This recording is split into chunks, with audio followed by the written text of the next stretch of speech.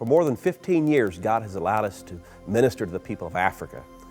From the humble beginnings in the northern part of Malawi, God has allowed this ministry to expand, and today we're able to work throughout the continent of Africa. Evangelism and church planting have been the focus of our ministry, and we have seen the church literally explode across the continent. In Malawi, there are now over 3,500 churches. In Kenya, 10 churches are being planted every week.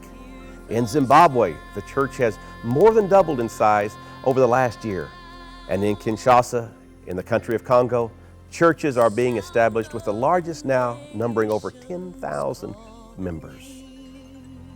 For many years, most of these churches had no hope of ever having a viable, permanent church building of their own.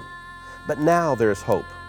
Through the ministry of Africa Tabernacle Evangelism, churches are now being erected across the continent.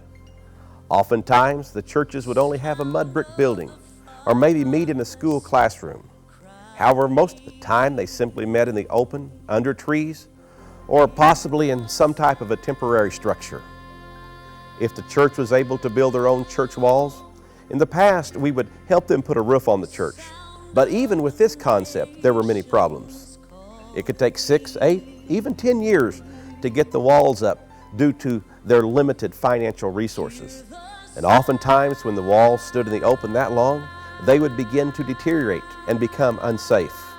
And finally, there was no uniformity of size of the church buildings, so we could not buy in bulk in order to obtain better prices. With the Tabernacle Church approach, we can go to a location and literally have a building standing where there was none just a few hours before. And the exciting thing is that the church will immediately begin to meet in the tabernacle.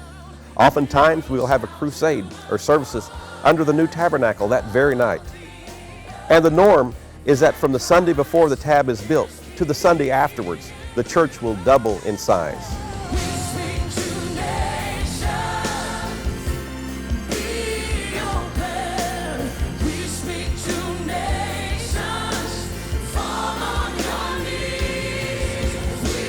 And as they continue to meet in the church, and as the congregation grows, they will put up their walls, lay their floor, and finish their church.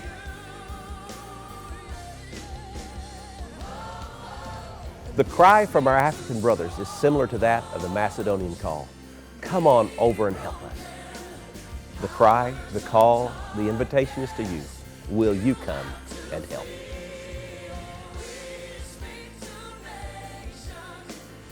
For an average investment of $5,000 to $6,000, we can erect one of these churches for a needy congregation in Africa. And with the growth of the church across the continent, the needs are even greater now than before. The cry is there. The invitation is to you. Will you leave a legacy? Will you be a kingdom builder? Together, we can change the face of Africa.